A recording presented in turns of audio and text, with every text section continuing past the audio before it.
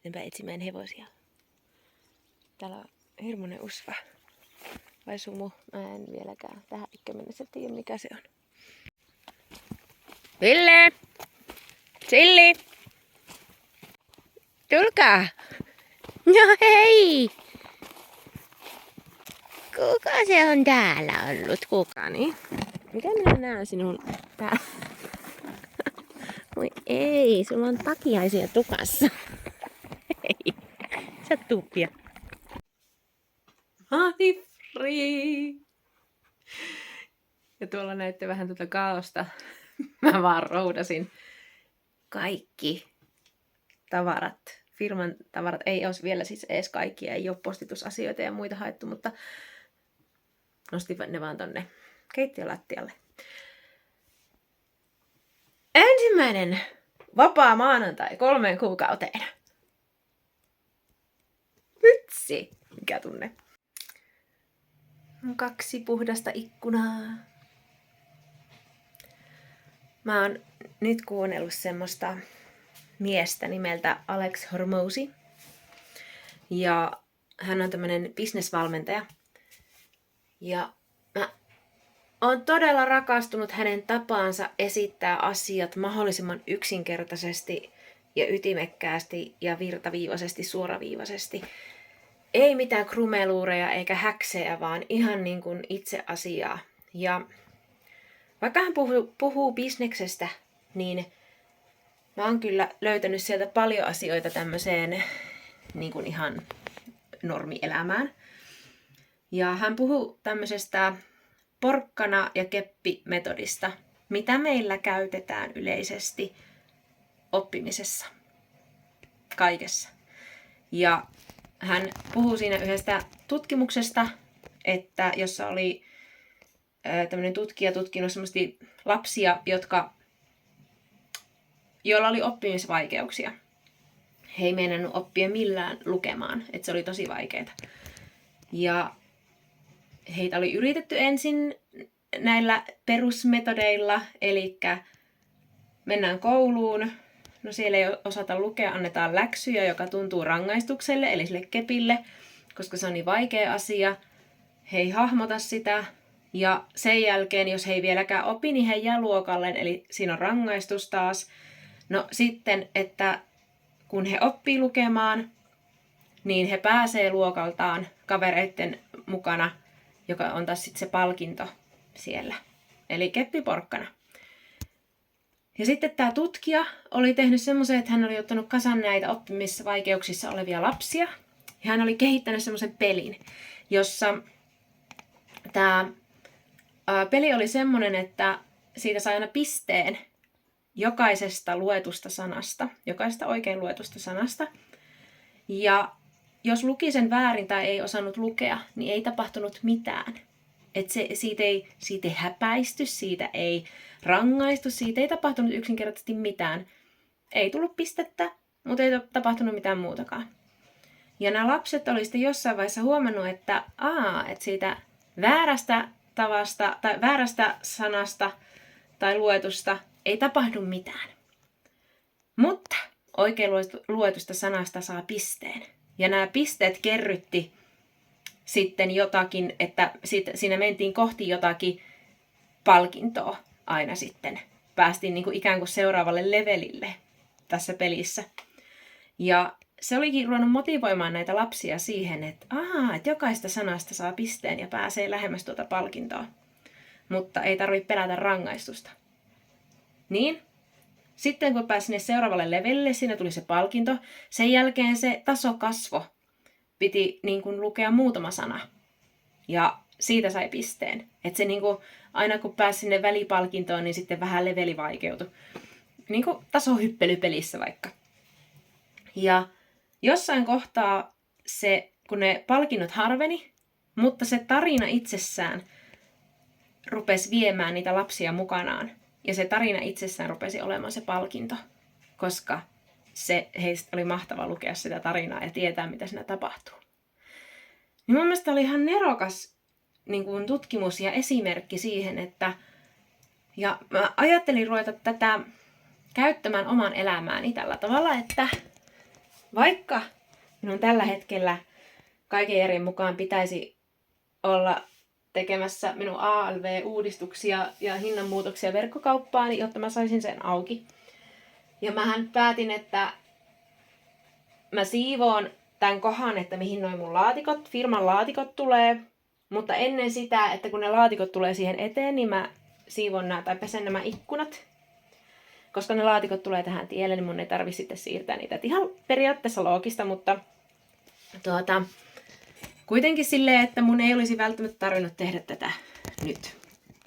Ja minähän olen jostain syystä tykästynyt sellaisen itserankaisuun, että pääni sisällä minä aina, että miksi minä taas teen näin vaikeasti asiat ja miksi minä taas aloitan 1000 asiaa ja sitten mä en tee niitä loppuun ja miksi taas näin. Ja niin kun se on semmoista itserankaisua. Niin nyt minä ajattelin muuttaa taktiikkaa porkkana taktiikaksi. Ja minä olen tässä nyt katsellut näitä 2 puhdasta ikkunaa ja olen ollut silleen, että hieno. Vitsi, miten kiva, kun näkyy läpi. Ja miten kiva tuoksu tässä on, koska ei ole enää pölyä näiden ikkunoiden pinnassa ja ne on puhtaat. Niin mä oon nyt tässä kehunut itseäni tästä aiheesta, että miten hienosti mä nyt tein, koska mä nämä 2 ikkunaa pesin. Tässä tulee tää minunlaisten aivojen haaste vastaan. Mä oon nyt ollut 4 päivää tässä mun kesälomalla. Ja nyt kun mulla ei ole enää sitä työtä, mikä mua joka päivä vie eteenpäin. Ja nyt kun mä rupean tajuamaan sen, että miten paljon mulla on asioita kesken ja miten paljon mulla on asioita, mitä... Siis mulla on semmoinen olo, että mulla on hirveä kiire koko ajan. Vaikka periaatteessa mulla nyt ei ole mikään hirveä kiire, mutta mulla on vaan semmoinen olo. Mutta tietyllä tavalla on asioita, jotka mun pitää saada hoidettua esimerkiksi viikon sisällä, että ennen talvea, tämmöisiä asioita. Ja mulla on aivan täys kaos täällä joka puolella ja mä en silloin kun menee tarpeeksi monta asiaa silleen, että mä en, tai niitä tulee minun mentaalilistalle semmoinen 1 miljoona asiaa, niin mä en enää kykene toimimaan, mä menen aivan lukkoon. Mä en kykene laittamaan niitä tärkeysjärjestykseen, koska ne tuntuu silleen, että kaikki on yhtä tärkeitä. Ja siihen yleensä on, että se miten mä toimin siinä tilanteessa, niin on se, että mä rupean hammasharjalla hinkkaamaan jotakin talon ulkoseinää.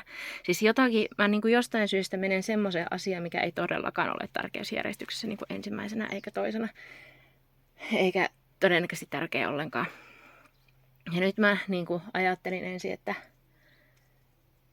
mä menen pilkkomaan näitä puita, että jos se helpottaa, se pitää saada tehtyä ennen talvea, vaikka se ei ole tällä hetkellä nyt se tärkeysjärjestys number 1, mutta se on fyysistä tekemistä. Että jospa mä saisin sitä mun aivot taas takaisin toimintaa, niin romautin koko saatanan kasaan.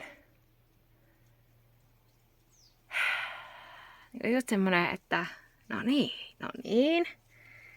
Tämä ei nyt selvästi ollut se juttu, mitä on olisi pitänyt lähteä tekemään, mutta nyt tässä on se tilanne, että toi kasa kun romahti, niin sitä ei onnistu. Siis mun on pakko kasata nämä kaikki uudestaan silleen oikeasti huolella, mihinkä mä en ole kyennyt. Ja tämä tuntuu sille, että tämä romahutti mun kaiken, koko elämän. Tämä saatana puupino, kun se romahti, niin se tuntuu just sille, että nyt mä muserun tämän kaiken taakan alle. Mikä ei ole totta. Ja koska tunnen itseäni ja tunnistan omia käytösmallejani jo näin hyvin, minä soitin äitille.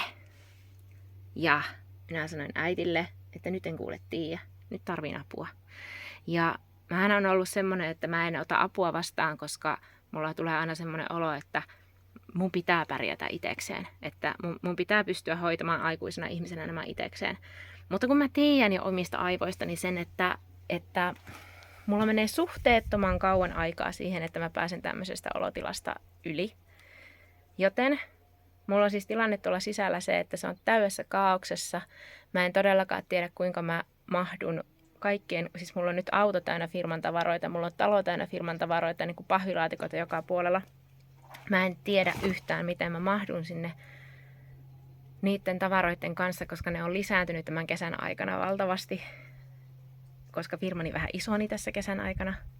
Mulla ei ole yksinkertaisesti tilaa ja mun aivot ei riitä siihen sen kaaoksen hallitsemiseen nyt. Niin minä soitin äitille siis ja sanoin, että nyt tarvin apua, nyt tulee auttamaan, koska silloin kun aivot menee tähän tilaan, niin silloin kannattaa pyytää joku ulkopuolinen siihen, joka saa pysäytettyä sen sun ajatusrulla, joka saa niin kuin järkeiltyä ne asiat ulkopuolelta vähän paremmin. Että muuten menee aikaa ihan tuhottomasti tavallaan hukkaan siihen, että istuu täällä puupinon vieressä, tämän romahtaneen kasan vieressä, enkä siltikään kykene tekemään sille yhtään mitään. Niin jos sä oot tämmönen kuin minä, kysy apua. Kysy siinä vaiheessa apua ihan samaa keltä. Olipa se sinun kaveri tai naapuri tai vanhemmat tai ihan kuka vaan, kuka haluaa sulle hyvää, niin kysy apua, että nyt tarviin vähän tämmöisen henkisen tuen. Se ei tarvitse edes olla fyysistä välttämättä, se vaan tarvitaan se, että se ajatusrulla pysähtyy ja pystyy niin kuin kenties tekemään, että jos tarvii tehdä listaa, niin pystyy tekemään semmoisen listan, jossa se Hammasharjalla-talon seinien, ulkoseinien pesu ei ole niin kuin se number one, vaan että ne oikeasti, niin kuin, että voi vaikka yhdessä tehdä sen listan, että tämmöiset asiat pitää hoitaa ennen talvea. Mikä näistä on tärkein? Ja siihen ei tarvii muuta kuin sen, että joku näyttää sulle tai keskustelee sun kanssa siitä, että hei, no tässä niin kuin, tää näyttäisi silleen, että tää on nyt se tärkein. Niin joskus on vaan luovutettava ja oltava silleen, että help me now. Ja mä oon nyt opetellut sitä viime vuosina, että avun pyytäminen ei ole niinku, se ei ole niinku semmonen, että se osoittaisi, että mä olisin hirveän jotenkin huono. Tai että mä en pärjäisi yksin tai että mä olisin jotenkin muita huonompi. Niinku, ei se tarkoita sitä. Se vaan tarkoittaa sitä, että sä nyt tarvitset semmoisen ulkopuolisen tyrkkäyksen tai väliintulon niin sanotusti, jotta sä voit taas sitten toimia. Welcome to my chaos! Tää on mun makkari ja tässä on mun firma. Mutta tilanne näyttää aika pahalta tällä hetkellä, mutta meille tuli äitin kanssa semmoinen idea, jonka iskä joutuu toteuttamaan, että mä näytän. Tässä on siis tämä todella kaoottinen tilanne, mutta tämä nyt tullaan siis täältä keittiön ovesta, näin. Niin tää on nyt niinku kaikki tuo tyhjennetty täältä, plus vähän lisää. Niin tähän tehdään sellainen seisomapöytä, jonka mä voin, siis vanerista, jonka mä voin nostaa sitten niin kuin sen levyn pois tästä, jos tarvitsee päästä ikkunalle, koska se tulee siis korkeammalle kuin tuo ikkuna. Jotta tänne alle, sitten sen pöydän alle, mahtuu kaikki laatikot. Mä saan ne ehkä toivottavasti järjestykseen. Sitten mä tiedän, missä mitäkin on. Tässä on niin kuin pitkä rivi, miten paljon laatikoita tähän mahtuu. Ja sitten se pöytä, mikä tulee, niin mä saan pakkauspöydän tähän niin kuin päälle. Ette usko mitä? Vai mitä Pesonen? 1000 tilaajaa on täynnä YouTube-kanavalla. Okei, mun pitää nyt olla silleen rauhallisesti ottaa tämä, koska tässä on niinku silleen normaalia, että se heijaa vähän sen, että se saattaa tipahtaa vielä alle 1000 ihan hyvin. Ja sitten YouTubella on semmonen, että se tulee vähän viiveellä se tavallaan se varmistus, että siellä on niinku 1000 tilaajaa, että mä en vielä heti pysty laittamaan hakemuksia minnekään. Mutta ei niinku, varmaan viikon sisällä niinku, ehkä pystynyt. Joo, tänään on ollut todella raju päivä. Ja sitten mä rupesin niinku yhdenkin tajuamaan sen, että miten paljon mulla on jäänyt tekemättä asioita kesän aikana, kun mä en ole kyennyt tai kerennyt tekemään niitä. Sitten kun mä näin sen tavarapaljouden, mikä niistä firman tavaroista tuli, niin mun aivot rupes lakaamaan aivan täysin. Ja se voi tuntua tosi hullulle, mutta esimerkiksi mä niin kun, mun ajatusrata oli niin kun se, että no niin, että mulla on täällä talo täynnä laatikoita, talo täynnä hiekkaa, koirankarvaa, mitä kaikkea paskaa joka puolella. Niin kuin joudut joka toisella askeleella nostamaan aina, niin kuin hyppäämään jonkun laatikon yli. Likaisia astioita, pöydät täynnä. Ja sit mä olin silleen, että no niin, aloita jostain. Sä tiedät, että se on tärkeintä vaan aloittaa jostain. Ja sit mä tiskaan. Mä aloitan tiskaamisesta, vaikka se nyt ei niin kuin selvästikään ollut edes se prioriteetti numero 1, mutta siinä vaiheessa on ihan sama, että jos vaan saa niin kuin aloitettua jostain. Niin sitten mä avaan tuon kuivauskaapin ja mä olin silleen, että tää on aivan täynnä, tänne ei mahu mitään. Ja sitten että rupean viemään niitä tavaroita tonne astiakaappiin, niin se astiakaappi on aivan totaalikaauksessa. Siellä on niinku semmosia pisankaltavia torneja ne lautaspinot ja kuppia kupin päällä vaikka mitenkä päin. Ja ihan semmoinen, että ei, että mun on pakko siivota ensin tämä astiakaappi. Ja sitten mä oon siellä ottamassa niitä astioita pois, sit kun mä tajuan taas että hei, Satu, tässä ei ole mitään järkeä. Että niinku, tää ei ole niinku, tiedätkö, se menee tommosille kierroksille, enkä mä kykene enää päättämään, että mikä on järkevää ja mikä ei. Ja sitten mä menen semmoiseen pakokauhun valtaan, koska mä en kykene hallitsemaan enää mun aivoja. Ja vaikka se tuntuu aika pahalta, että tälleen Satu 36V soittaa paniikkipuhelun omalle äitillensä, että nyt ei, siis mä en pysty, mä en kykene, mun aivot lakittaa ihan kohta. Ja että joudun pyytämään mun äidiltä apua siihen, että mä en kykene niin kuin hoitamaan omassa talossani asioita, niin kyllähän se pahalta tuntuu. Mutta se, että siihen verrattuna, että miten se normaalisti on mennyt, koska jos mulle on iskenyt tuo tila päälle, niin seuraavaksi kun mä en kykene aloittamaan mitään, koska kaikki tuntuu mahdottomalle ja kaikki pitäisi tehdä yhtä aikaa, niin mä lamaannun niin pahasti, että mä vaan käperryn lattialle tai sänkyyn tai ihan sama minnekä mä käperryn jonnekin semmoiseksi pieneksi mytyksi ja mä alan itkemään. Ja sitten se, niin kuin mikä mun pään sisällä toistuu ripitillä, on se, että kyllä aikuisen ihmisen pitäisi kyetä huolehtimaan itsestään ja omasta talostaan. Ja se pyörii siellä niin pitkään, kunnes mä joko nukahan tai sitten mä en enää jaksa itkeä. Ja sitä seuraa yleensä semmoinen lamaannus, aivosumutila, jolloin mun päässä ei liiku yhtään mitään. Sitä saattaa kestää päivä, 2, 3. Sitä saattaa kestää oikeasti useita päiviä. Ja sitten kun se alkaa pikkuhiljaa poistua, niin mä sen jälkeen kykenen jotenkin tekemään pieniä asioita, jolloin mä saan ruveta niin kuin purkamaan sitä vyyhtiä, mikä sinne on kasaantunut. Niin mä toivon, ja ainakin tuntuu sille, että nyt kun mä kykenin tässä vaiheessa, kun mä en vielä ollut niin kuin pistänyt kaikkea paskaksi tai käpertynyt kerälle itsesäälin valtaan, niin kykenin soittamaan apua ja sain sitä. Mä toivon, että tältä itsesäälikäpertymiseltä ja aivosumulta voidaan välttyä. Mä luen juuri YouTuben mainosohjelman tai kumppanuusohjelman hakemisen ehtoja. Näitä on 1 000 000 sivua. Kohta 1 on suoritettu. Eli lue perusehdot. Mä luin ne. Jei. Seuraavaksi rekisteröidytään AdSense for YouTube-käyttäjäksi.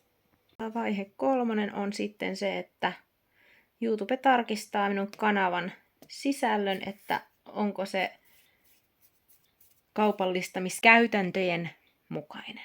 Mulla on varmaan oikeasti semmoinen työstä johtuva krapula.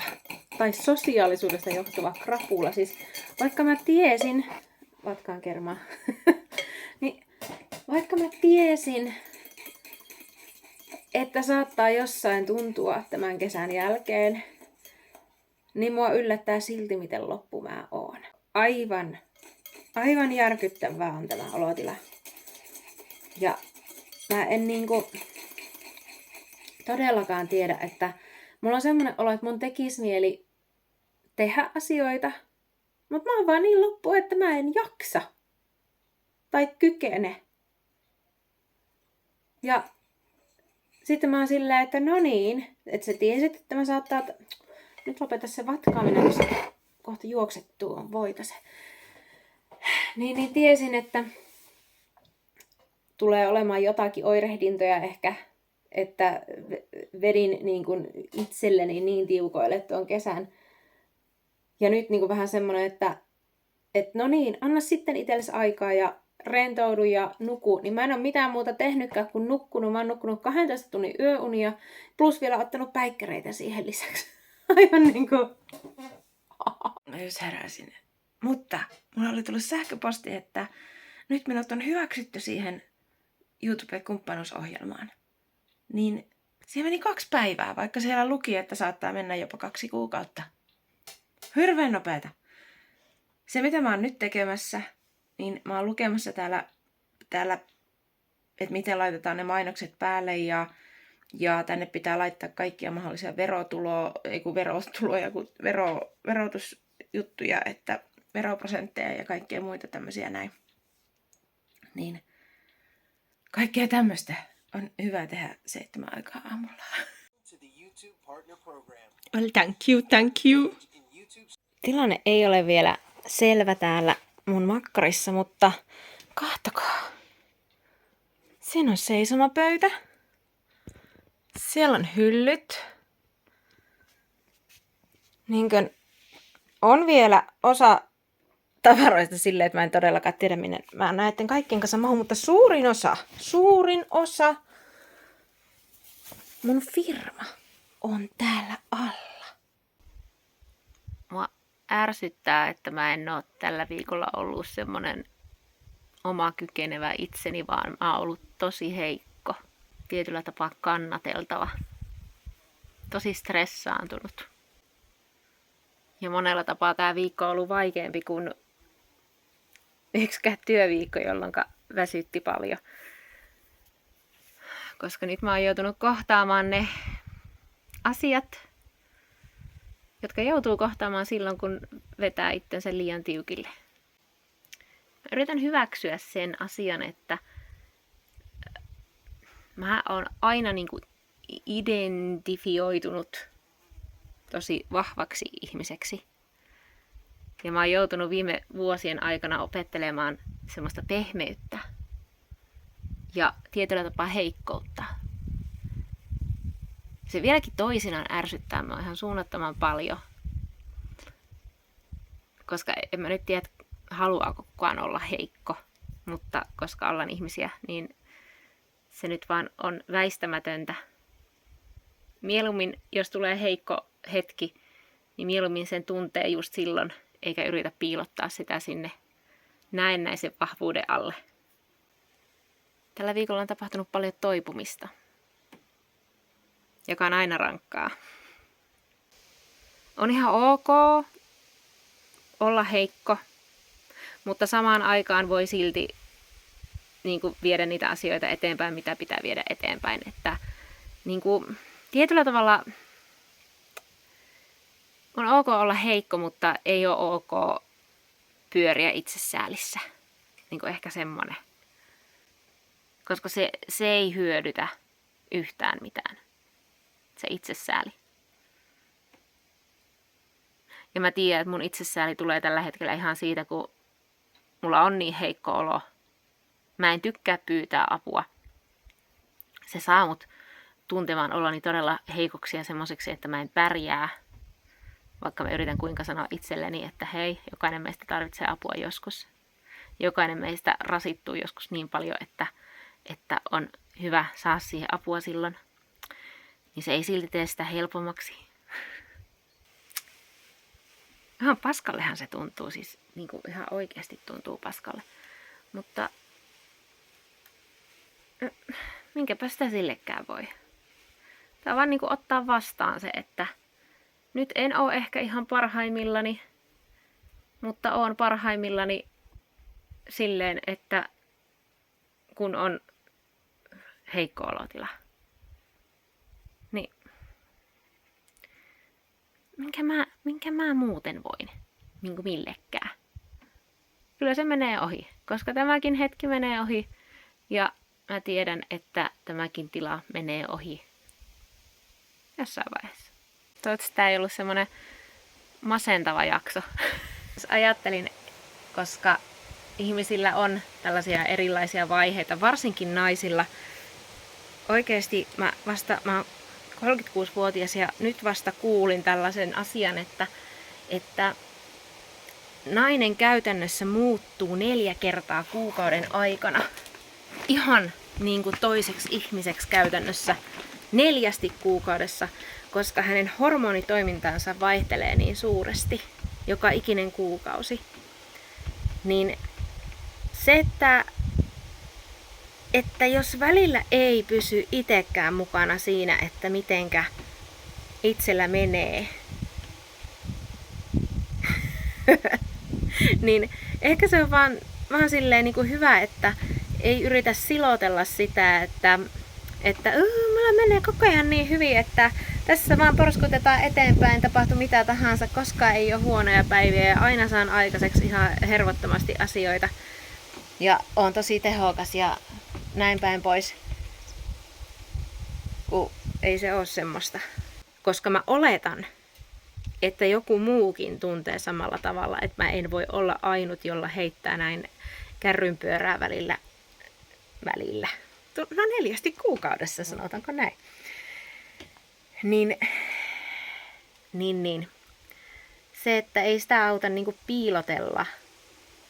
Mutta just se, että mäkin yritän tässä koko ajan etsiä niitä keinoja, että okei, mä en voi sille mitään, että nainen muuttuu 4 kuukauden aikana hormonitoiminnoiltaan aivan niin kuin toiseksi ihmiseksi.